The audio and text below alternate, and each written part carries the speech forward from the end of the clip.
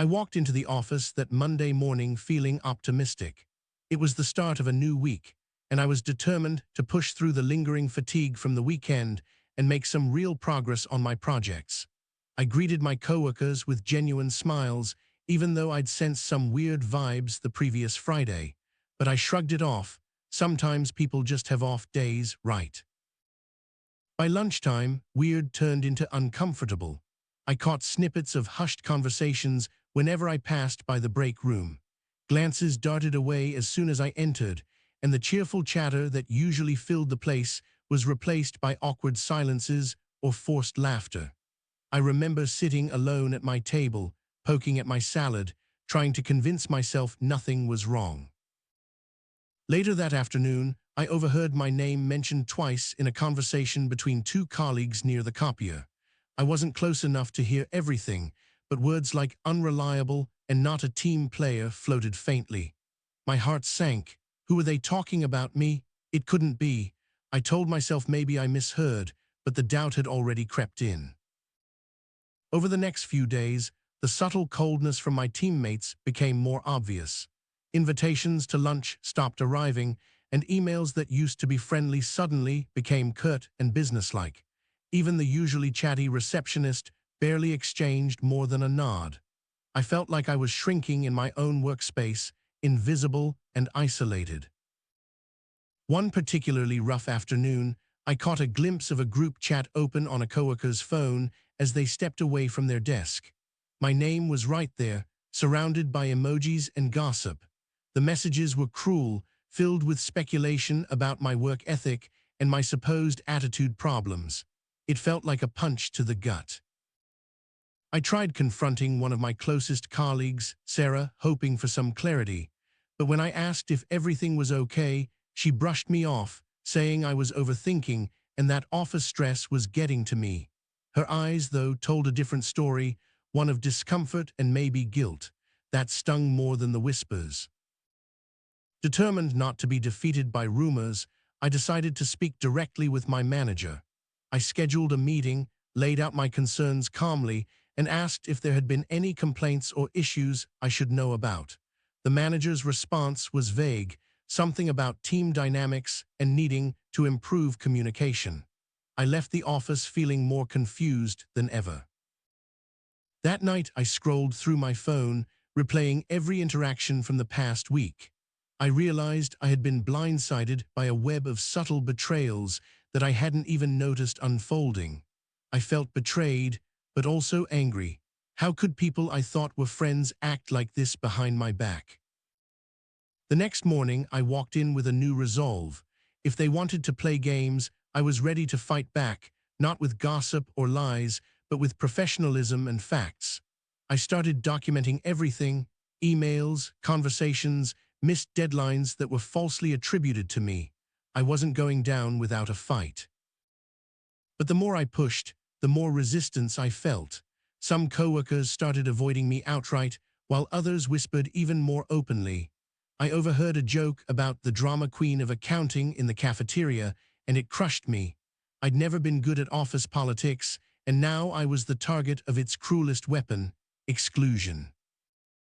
I decided to tap into the HR department, hoping they could mediate or at least give me advice. The HR rep listened patiently, but warned me that these situations are often complicated and require careful navigation. She encouraged me to keep records and maintain professionalism, but also to be patient. Easier said than done. One evening, I found myself sitting at my desk long after everyone else had left, staring at the flickering screen and wondering how it had all come to this. The office, once a place of camaraderie and growth, had become a battlefield. I felt exhausted, mentally and emotionally drained, questioning whether I belonged there at all. Then came the unexpected twist. A younger colleague, Jake, who I'd barely exchanged words with, approached me cautiously the next day.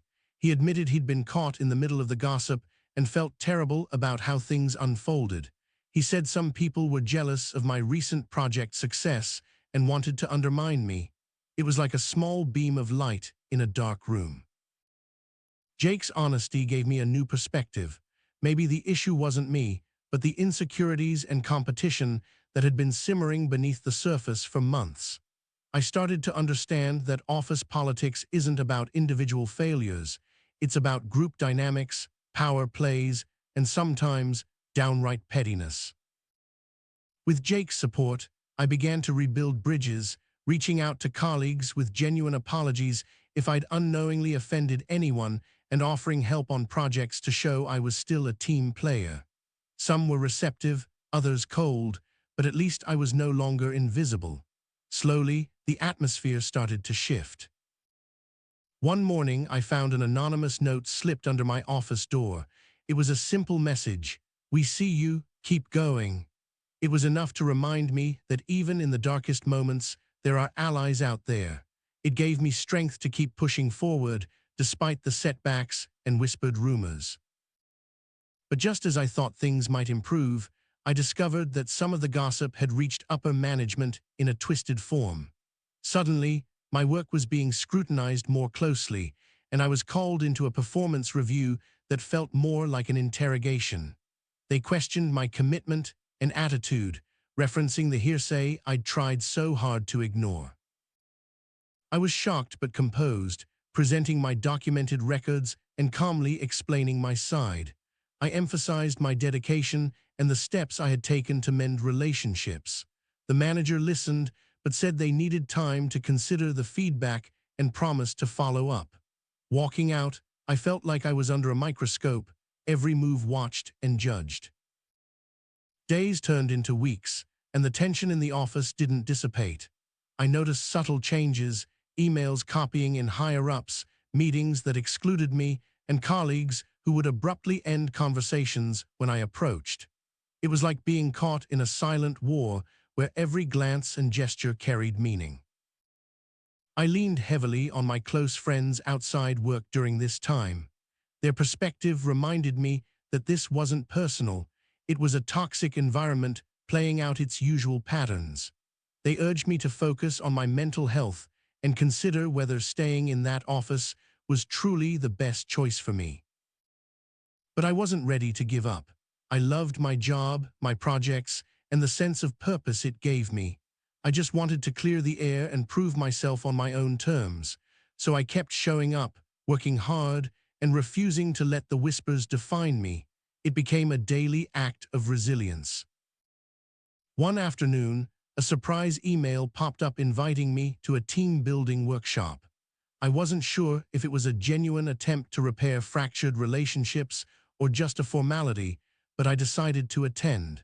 Maybe it was time to face the music and try to reset the office dynamic face-to-face. The workshop was awkward at first. People were polite but guarded, and the exercises felt forced. Yet as the day wore on, barriers started to crumble. We shared stories, frustrations, and even laughed at our collective awkwardness. For a moment, the walls came down, and I caught glimpses of the people behind the gossip. After the workshop, a few colleagues approached me privately. They admitted that the office politics had gotten out of hand and that some of the rumors were blown out of proportion.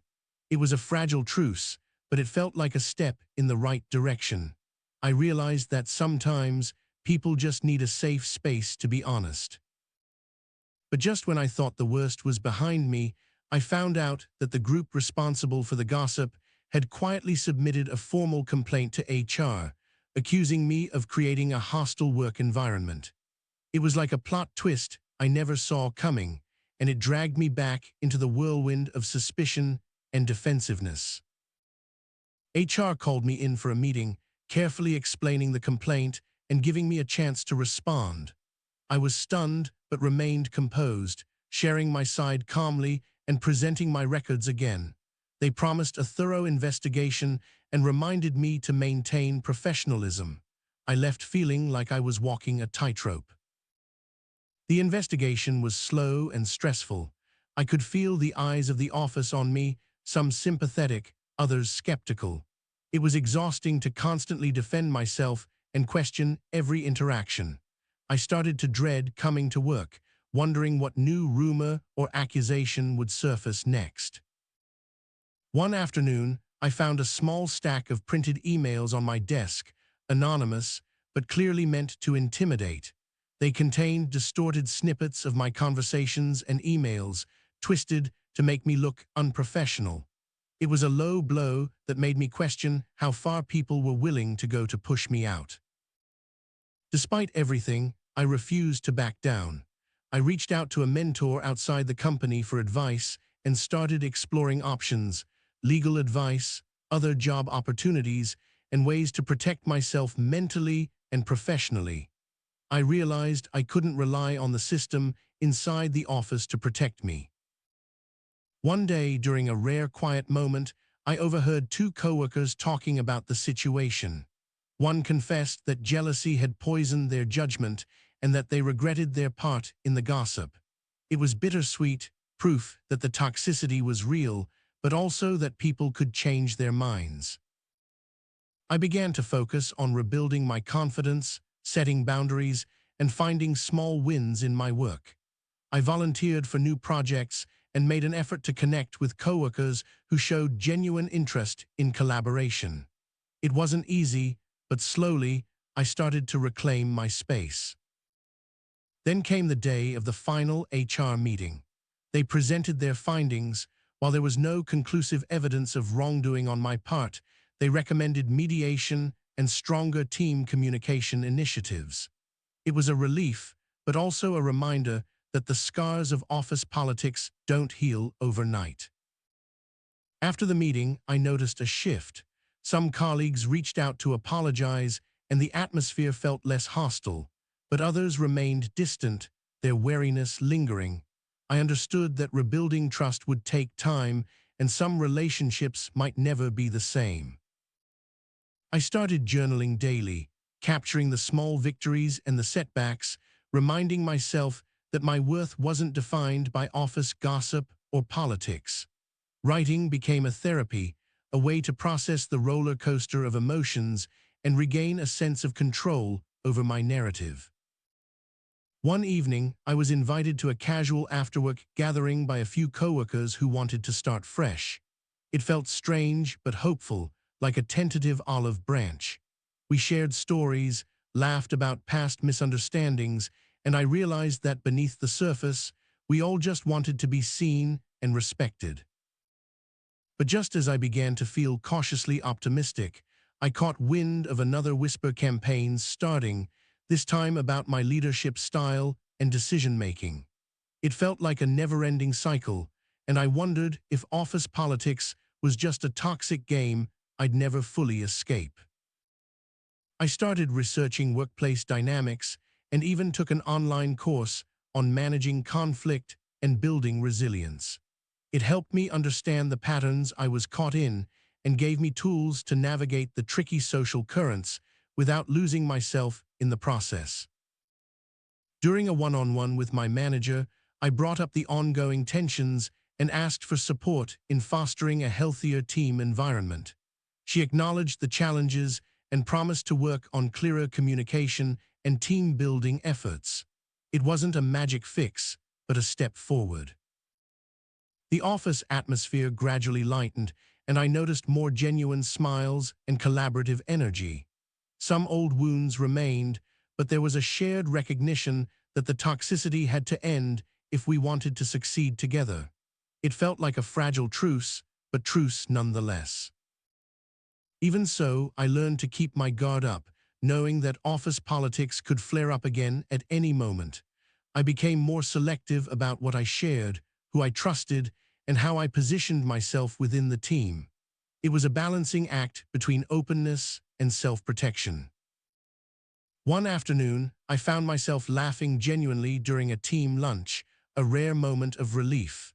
It reminded me that despite the challenges, I still enjoyed the work and the people who truly supported me. It gave me hope that this chapter, while painful, was part of a larger journey. But the story isn't over. Just yesterday, I overheard a new rumor starting about a project I'm leading. It's like a shadow that follows me, a reminder that in the world of office politics, the battle is ongoing. And somehow, I'm still here, still fighting, still trying to find my place. I guess what I'm trying to say is, if you're going through something similar, you're not alone. Office politics can be brutal, unfair, and exhausting, but standing your ground, seeking allies, and holding on to your integrity can make all the difference. Even if the fight feels endless, you're stronger than the whispers. So here I am, still navigating the storm, still piecing together trust and respect in a place that sometimes feels like a minefield. It's messy, complicated, and far from over. But sharing my story helps me feel less alone, and maybe, just maybe, it helps someone else too.